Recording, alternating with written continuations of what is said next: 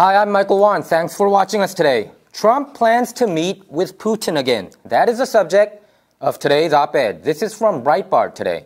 President Donald Trump reacted Thursday to the latest negative media coverage about his administration and previewed a second meeting with Russian President Vladimir Putin. He's trolling pretty good, right? This is what Trump wrote on Twitter this morning. The summit with Russia was a great success, except with the real enemy of the people, the fake news media. Well, you are right on there, Mr. President. He continues, I look forward to our second meeting so that we can start implementing some of the many things discussed. Trump also said that he and Putin discussed the importance of stopping terrorism, nuclear proliferation, and cyber attacks, as well as trade, Ukraine, the Middle East, and North Korea. This is what Trump wrote on Twitter regarding this. There are many answers, some easy and some hard, to these problems, but they can all be solved. Trump accused the media of wanting war with Russia instead of a partnership. Trump continues, the fake news media wants so badly to see a major confrontation with Russia, even a confrontation that could lead to war. Trump is right on this. It seems like the mainstream media want the United States a full-on war with Russia right now. Trump argued that the meeting with Putin was successful despite the disparaging tone from the press. Trump marveled at the new level of negativity directed at his administration after his meeting with Russian President Vladimir Putin in Helsinki. The Twitter master continues, the fake news media is going crazy. They make up stories without any backup, sources, or proof. Many of the stories written about me and the good people surrounding me are total fiction.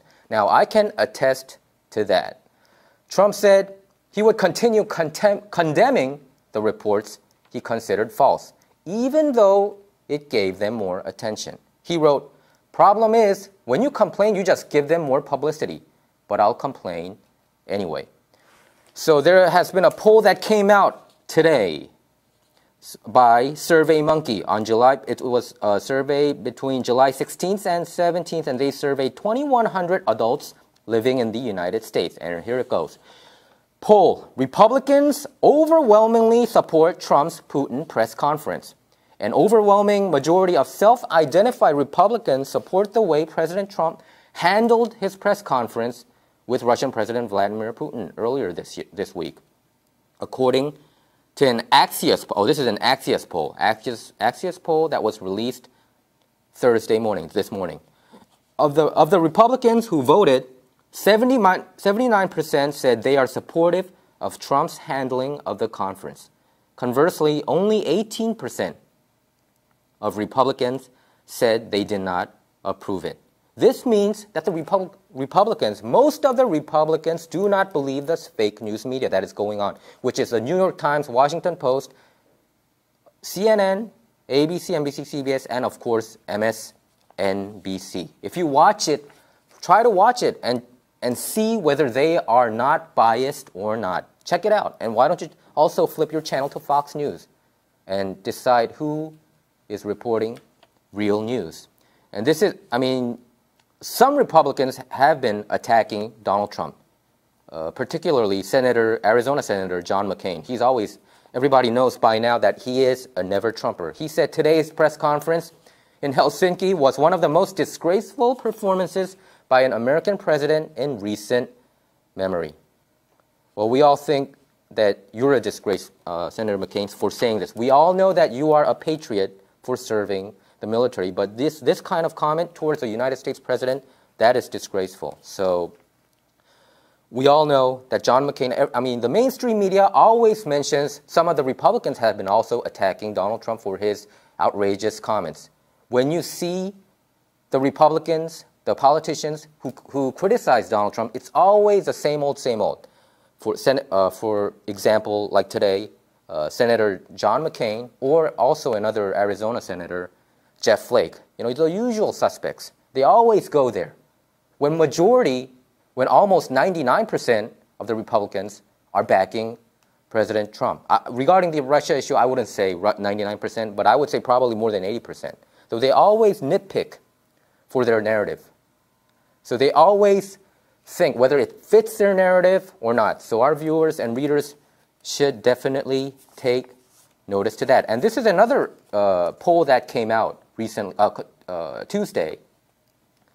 It said 16,000, the title is Democrats Lose Ground with Millennials.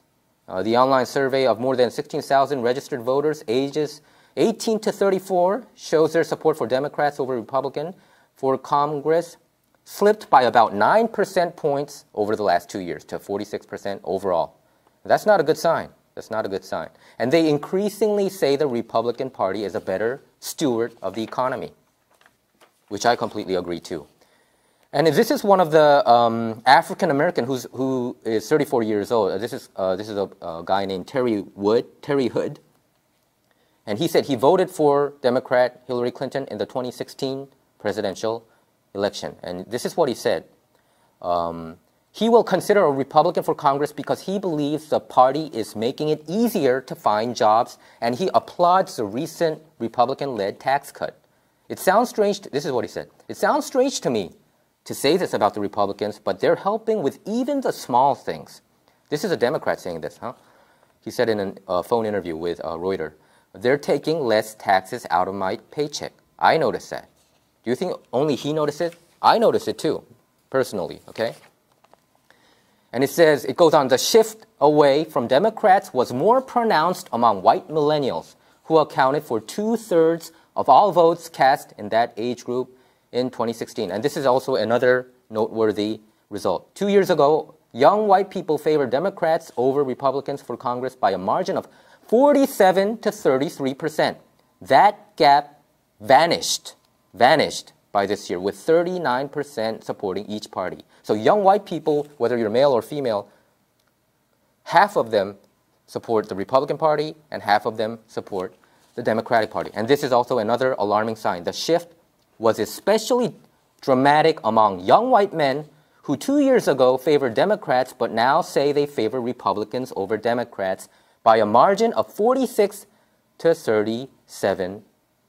Can you believe this? Young white men, now they support Republicans over Democrats. That is also not a good sign to the Democratic Party. And this is one lady, Ashley Reed, a white single mother of 3 in New Hampshire.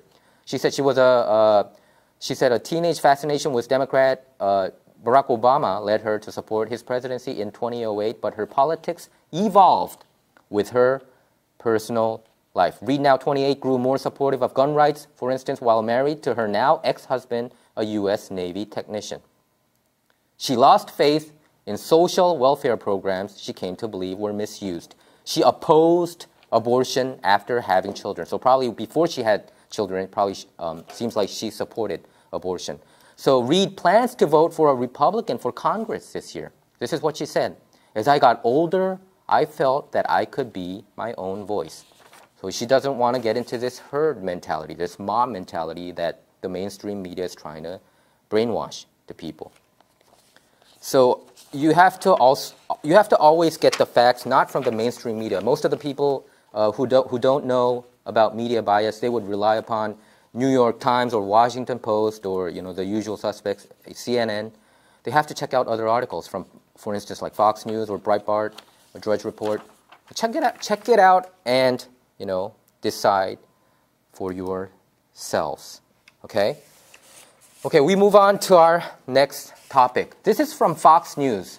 President Trump ripped Joe Biden in newly aired interview comments, saying running against the ex-vice president in 2020 would be a dream, and claiming former President Barack Obama took him out of the garbage heap in 2008.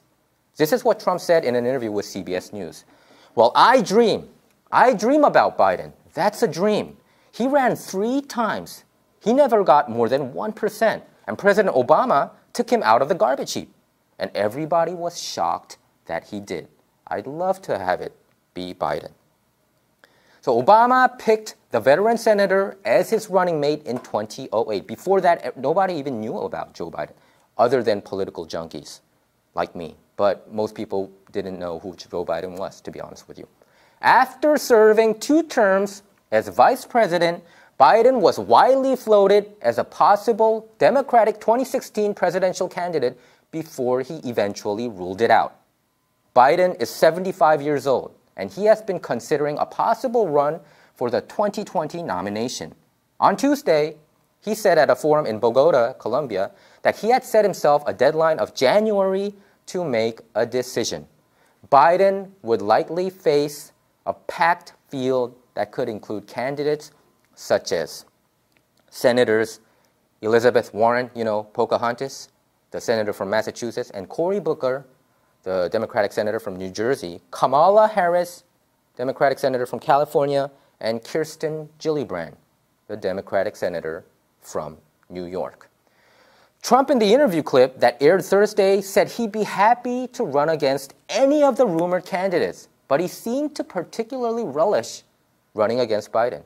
This is what he said: "I'd like to run against any one of them, but Biden, by himself, could never do anything. President Obama took him, made him vice president, and he was fine. But you go back and look at how he succeeded in running. When he ran 2 or 3 times, I don't think he even broke 1%, which is true." The remarks are part of a bigger war of words between the two. In March, Biden boasted how he would beat the hell out of Trump behind the gym. Trump responded that if the two fought, Biden would go down fast and hard, crying all the way.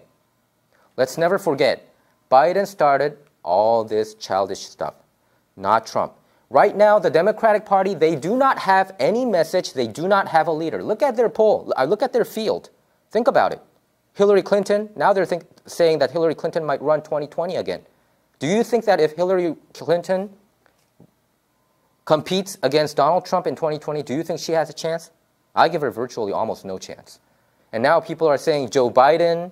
How about Bernie Sanders? Bernie Sanders has virtually no chance too. You think most of the Americans agree with his socialist ideas? No. He wants to tax 90% on rich people. I don't think that works in this democracy or this democratic policies, or it doesn't even work in this capitalist society. It just doesn't work. So people, when they say what the Democratic Party right now is doing is they're putting all this hope to a 28-year-old girl who got recently elected in the Bronx, the 14th district, because she beat out Joe Crowley, the number 4 guy in the Democratic Party, and they seem to put all this hope in her. She's a socialist.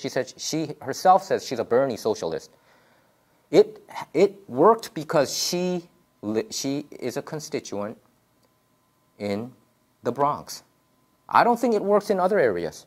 Look at the counties that Trump won. Do you think they would go for a person like her or her ideas? That's a pipe dream.